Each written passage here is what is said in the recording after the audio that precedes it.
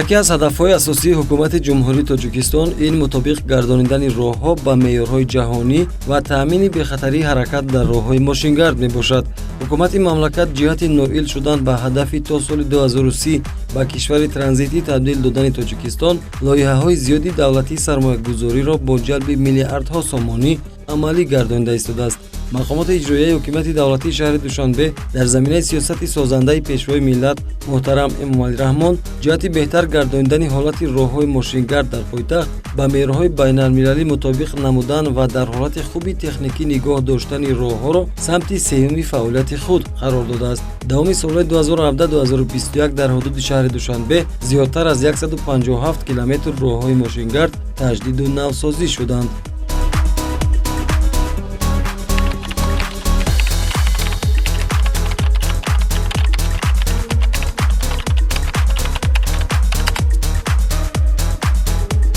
давоми солҳои 2017-2021 дар ҳудуди шаҳри Душанбе васеъ намудани пулҳои мошингузар, сатҳи роҳ, нисбатан ҳамвор кардани гардишҳо ва паҳн шудани сатҳи кӯпрукҳо мувофиқ ба нақшаи иҷро татбиқ гардид, ки имрӯз ҳаракати воситаҳои нақлиёт бидуни монеа ва мушкилӣ ба роҳ монда шудааст. тибқи рейтинги форуми ҷаҳонии иқтисодӣ дар доираи нишондиҳандаи қобилияти рақобати байналмилалӣ Тоҷикистон аз ҷиҳати сифати роҳҳо ва рушди инфрасохтор мавқеи намоёнро ишғол намуда, дар ин ҷода ба ҳайси кишвари пешқадам дар минтақа арзёбӣ гардидааст. барои ба ин натиҷа расидан маблағ ва заҳмату меҳнатҳои зиёд сарф шуд. пас месазад, ки барои солиёни зиёд баҳра бурдан аз роҳҳои васеъ ва ҳамвор аз вайроншавӣ бар маҳалли он пешгирӣ намоем. як сабаби зуд таъмирталаб шудани роҳ ҳаракат кардани мошинҳои гаронвазн мебошад. нақлиёти боркашони калонҳаҷм вақте бо борҳои аз меъёри муқаррарӣ зиёд ҳаракат мекунанд, роҳ осеби ҷиддӣ мебинад. дар ин замина хотиррасон мекунем, ки интиқоли бор дар роҳҳои ҳудуди ҷумҳурӣ тавассути нақлиёти калонҳаҷми боркашон дар вазни ниҳоӣ то 40 тонна иҷозат дода шудааст. ба меъёри 40 тонна ҳам вазни бор ва ҳам вазни воситаи нақлиёт дохил мешавад, яъне вазни умумӣ набояд аз 40 тонна зиёд бошад, чунки иқтидори борбардории роҳҳои навсозишудаву навбунёд ва меъёри муқаррар гардида ҳамин миқдор аст. илова бар ин, ҷиҳати пешгирии фарсудашавӣ бар маҳалли роҳҳои автомобилгард ҳамасола дар мавсими гармо ҳаракати нақлиёти боркашон рӯзона маҳдуд карда мешавад. бо инобати гармии ҳаво аз 1 май то 31 август дар роҳҳои мошингарди ҳудуди ҷумҳурӣ бахусус шаҳри Душанбе ҳаракати нақлиёти калонҳаҷму гаронвазн бо бор дар ҳаҷми то 40 тонна танҳо аз соати 20 то 10 пешбинӣ гардидааст. илова бар ин, кормандони корхонаи воҳиди давлатии маркази сертификатсиякунонии кор ва хизматрасонии соҳаи нақлиёт дар якҷоягӣ бо кормандони раёсати хадамоти давлатии назорат ва танзим дар соҳаи нақлиёт дар шаҳри Душанбе, шуъбаи бозрасии давлатии автомобилии раёсати вазорати корҳои дохилӣ дар шаҳри Душанбе ҳамарӯза ҷиҳати пешгирии вайроншавии роҳҳои автомобилгард ва ошкор кардани ҳолатҳои интиқоли борҳои гаронвазн амалиёти мақсаднок мегузаронанд. гурӯҳҳои корӣ дар даромадгоҳҳои шаҳри Душанбе бо тарозуҳои сайёр вазнченкунии мошинҳои калонҳаҷми боркашонро ба роҳ мемонанд. бори мошин агар мувофиқ ба муқаррарот, яъне то 40 тонна бошад, он гоҳ ба ронанда сертификати баркашӣ пешниҳод карда мешавад.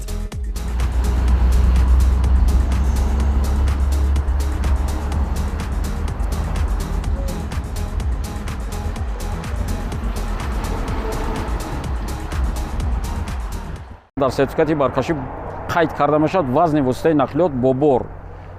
ҳангоми ҷавобгоҳ будан ин сертификати баркашӣ дар як маротиба аз нуқтаи А то нуқтаи Б кор фармуда мешавад, яъне муайян карда мешавад, ки бори воситаи нақлиёт бо вазни воситаи нақлиёт чӣ қадар аст ва ҳангоме ки дар роҳҳое ки аз ҳудуди ҷумҳурӣ берун аст, яъне дар дохили ҷумҳурӣ берун будани воситаи нақлиёт, ҳангоме ки нозирони хадамоти давлатии назорат ва танзим дар соҳаи нақлиёт санҷиш мегузаронанд ва аз тарафи ронанда пешниҳод карда мешавад сертификати баркашии воситаи нақлиёт. ва сертификати баркашии воситаи нақлиёт дар китоби махсусе ки доранд дар оҷа қайд карда мешавад ки воситаи нақлиётӣ аз кадом самт баромад ба кадом самт ҳаракат кард. То фаровардани бор сертификати баркашии воситаи нақлиёт қувваи қонунӣ дорад.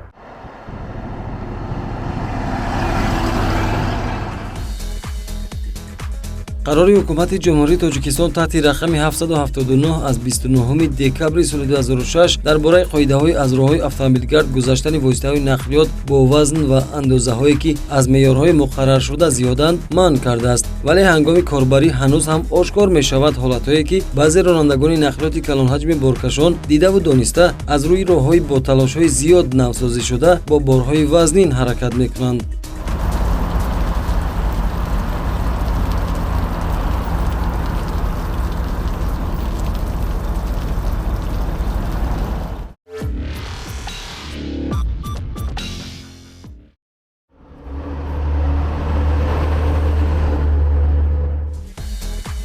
нақши роҳҳои автомобилгард дар ҳаёти мо монанд ба ҳаракати хун дар рагҳоямон мебошад. нигаҳдории роҳ боис ба он мегардад ки масиру ҷоддаҳои ҳамвору васеъ ва ба таври муосир бунёдшуда солиёни зиёд ба мо хизмат кунанд.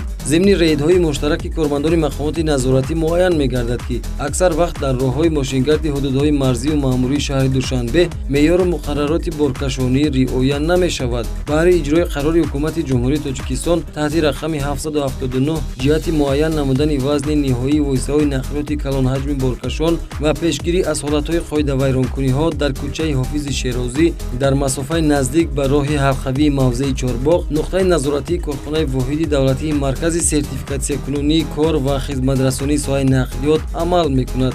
дар даромадгоҳ аз қисмати шимолӣ ба шаҳри Душанбе кормандони раёсати хадамоти давлатии назорат ва танзим дар соҳаи нақлиёт дар шаҳри Душанбе ҳамарӯза корбарӣ мекунанд. инҷо нуқтаи ягонаи назоратӣ дар шаҳри Душанбе мебошад. дар даромадгоҳҳои ғарбӣ, ҷанубӣ ва шарқӣ нуқтаи муайяни вазнченкунӣ мавҷуд нест. корбарони мақомоти назоратӣ дар роҳҳои воридшавӣ ба шаҳри Душанбе бо тарозуҳои сайёр рейдҳои муштарак мегузаронанд. вақт аз оне ки аз Москва ки бо нормаи стандарти ки воситаи нақлиётӣ баркашӣ карда шудааст, яъне бори воситаи нақлиёт 32 тоннаро ташкил медиҳад, тибқи дигар ҷумҳурии Қазоқистон ва Ӯзбекистон ҳаракат кардааст. мана ворид шуд бар ҷумҳурии Тоҷикистон ва дар даромадгоҳи ҷумҳурии Тоҷикистон воситаи нақлиёт баркашӣ карда шудааст ки вазни нақлиёт муайян шудааст ва дорои сертификат мебошад ва метавонад фаъолияташро ронанда идома диҳад.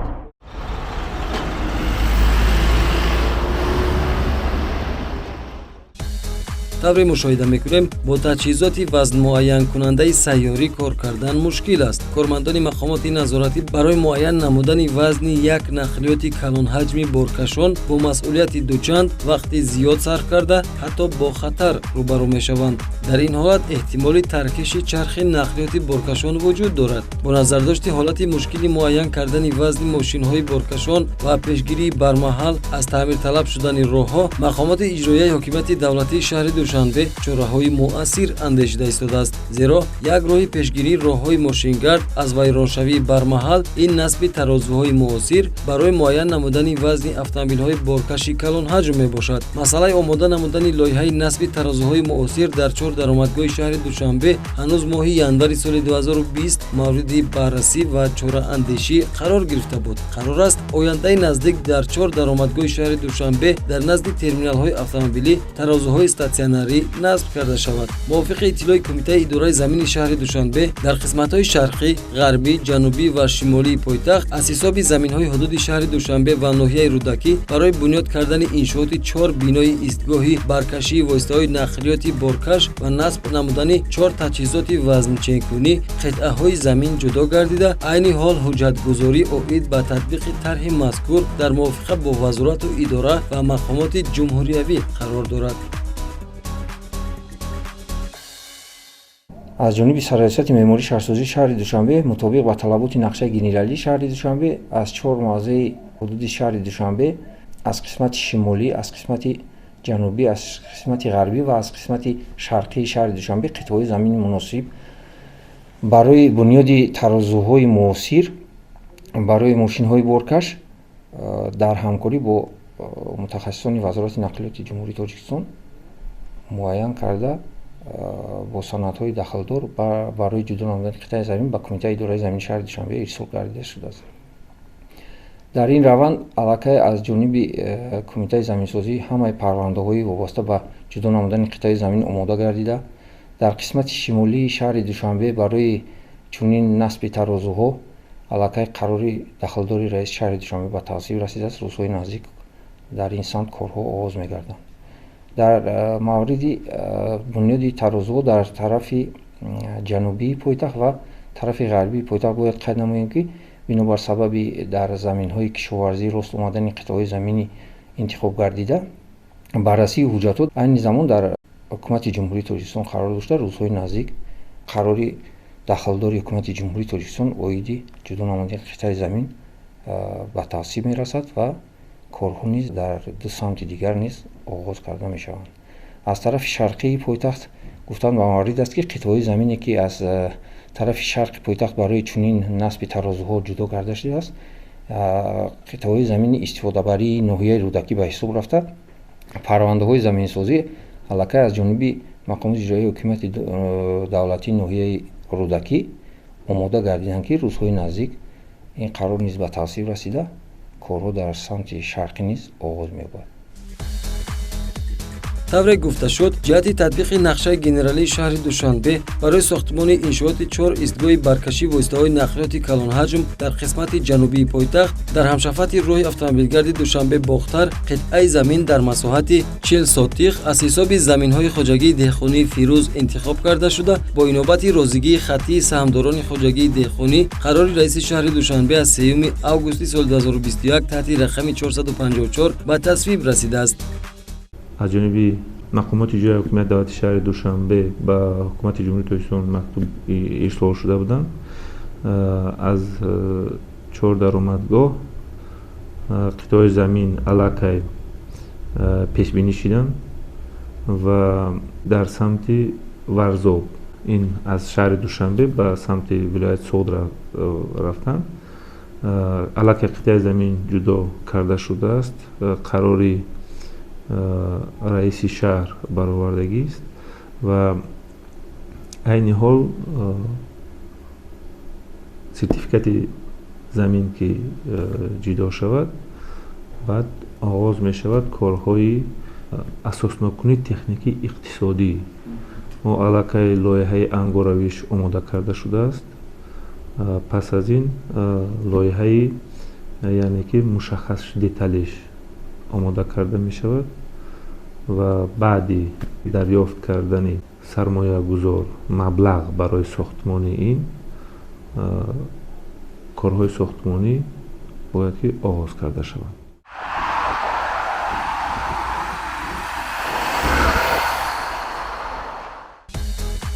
барои бунёди истгоҳи баркашии воситаҳои нақлиёти калонҳаҷми боркашон бо тарозуҳои статсионарӣ дар қисмати ғарбии шаҳри Душанбе дар ҳамшафати роҳи автомобилгарди Душанбе-Турсунзода қитъаи замин дар масоҳати 40 сотиқ аз ҳисоби заминҳои хоҷагии деҳқонии Бобоҷони ноҳияи Рӯдакӣ интихоб гардида, бо инобати розигии саҳмдорони хоҷагӣ қарори раиси ноҳияи Рӯдакӣ аз 28 сентябри соли 2021 таҳти рақами 1929 ба тасвиб расидааст. дар ин замина хотиррасон мекунем, ки майдони умумии заминҳои ҷудошуда 1 гектару 60 сотиқро ташкил медиҳад. мувофиқ ба лоиҳа дар 4 даромадгоҳи шаҳри Душанбе нуқтаи тарозуҳои муосир дар майдони 40 сотиқ бунёд карда мешавад. тибқи лоиҳаи ангоравӣ дар иншооти муайяннамоии вазни ниҳоии мошинҳои калонҳаҷми боркашон, таваққуфгоҳ, бинои идоравӣ ва майдон барои ба меъёр мутобиқ кардани бор бунёд мегардад.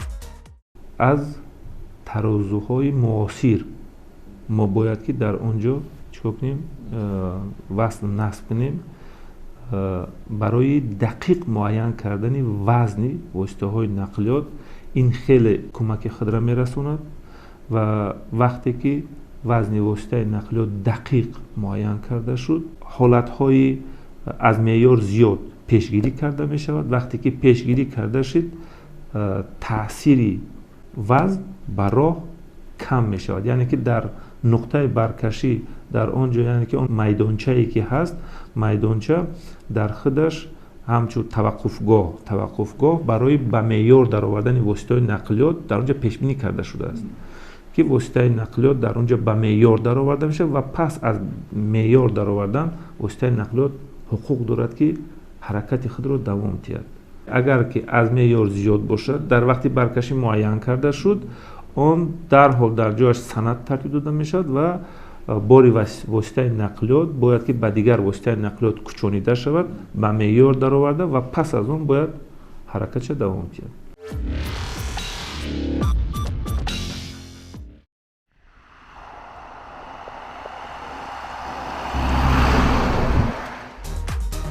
مشخص است که وقتی نقلیات بارکش بار را از معیار مقرری زیاد انتقال می‌دهد، راه‌های ماشینگرد که با صرف مبلغ‌های زیاد و زحمت‌های شبانه روزی تجدید و از نوسازی شده‌اند، زود غیر استفاده می‌گردند. کارمندان ریاست خدمات دولتی نظارت و تنظیم در ساحه نقلیات در شهر دوشنبه امروز در سمت پیشگیری انتقال بارهای گرانوزن تلاش می‌کنند، ولی باور دارند که بعد از ساخته به استفاده سپاریدن ایستگاه‌های معاصر وزن‌چین‌کنی، فعالیت آنها باثمر می‌شود. роҳҳои шаҳри душанбе гузаргоҳҳо роҳҳои одамгор ҳама ба стандартҳои ҷаҳонӣ ҷавобгӯанд, яъне роҳҳо мунфаршу ҳамвору зебо ҳастанд. мо чӣ тавре ки дида истодаед кӯшиш менамоем ки бо арақи ҷавин чӣ тавре ки роҳҳоро сохта истодаанд мо назорат кунем ва роҳҳо пеш аз муҳлат вайрон нашаванд. пас аз сохта шудани тарозаҳое ки чӣ тавре ки гуфта гузаштем дар даромадгоҳи шаҳри душанбе, яъне кор пурзур мешавад ва воситаи нақлиётӣ аз беруни шаҳри душанбе дар дохили шаҳри душанбе ворид шуда наметавонанд бо борҳои гаронвазн ва воситаи нақлиётии гаронвазн аз дохили шаҳри душанбе ба беруни шаҳри душанбе баромада наметавонанд, чунки дар тарозае ки насб карда мешавад ҳатман воситаи нақлиёт баркашӣ карда мешавад ва бори зиёдатии нақлиёт фароварда мешавад.